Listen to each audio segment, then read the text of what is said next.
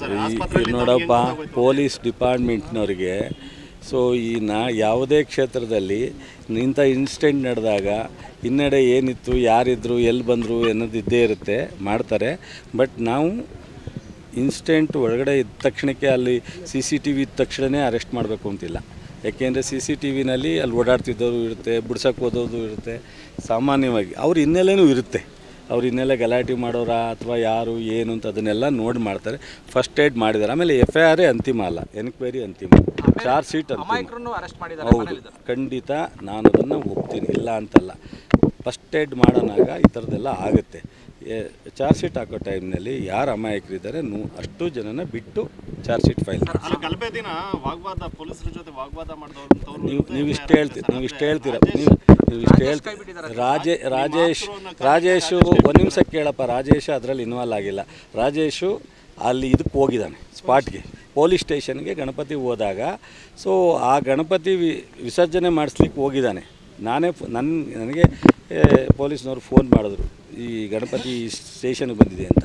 ನಾನೇ ಫೋನ್ ಮಾಡಿ ಬೈದು ಮೊದಲು ಗಣಪತಿನ ತೊಗೊಂಡೋಗಿ ವಿಸರ್ಜನೆ ಮಾಡಿಸಿ ಈ ಥರ ಎಲ್ಲ ಮಾಡಬಾರ್ದಂತ.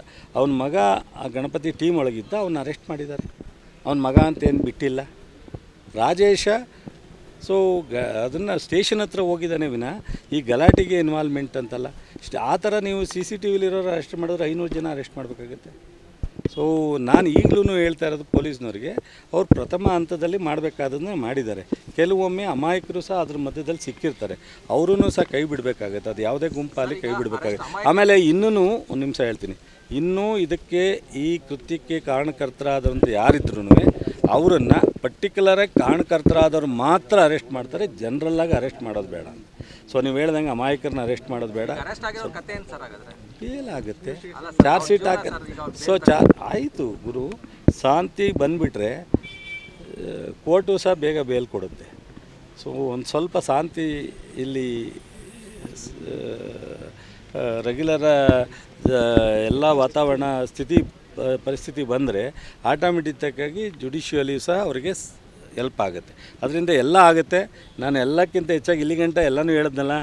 ಸೊ ರಾಜಕಾರಣನ ಮಾಡೋ ಕಾಲದಲ್ಲಿ ಮಾಡೋಣ. ಇವತ್ತು ನಾಗಮಂಗಲನ ದಯಮಾಡಿ BJPಯವ್ರಿಗೆ, ಜನತಾದಳದವ್ರಿಗೆ ಅಥವಾ JDSನವ್ರಿಗೆ ಎಲ್ರಿಗೂ ಹೇಳ್ತೀನಿ, ನಾಗಮಂಗಲದಲ್ಲಿ ಬಂದು ಹೆಚ್ಚಿಗೆ ರಾಜಕಾರಣ ಒಂದು ನಿಮಿಷ ರಾಜಕಾರಣ ಮಾಡಬೇಡಿ. ಇದರಿಂದ ನಿಮಗೇನು ಪ್ರಯೋಜನ ಸಿಕ್ಕಲ್ಲ. ಬಟ್ ನಾಗಮಂಗಲನ ನೀವು ಹೇಳಿರೋಂಥ ಎಲ್ಲ ವಿಧನ ನಾವು ಜವಾಬ್ದಾರಿ ತಗೋತೀವಿ, ಸರ್ಕಾರ, ಆಡಳಿತ ಎಲ್ಲ. ಸೊ ದಯಮಾಡಿ ನೀವು ನನಗೆ ನಿಮ್ಮ ಅಣ್ಣ ತಮ್ಮದಿರು ನೀವು ಸಹಾಯ ಮಾಡಿ.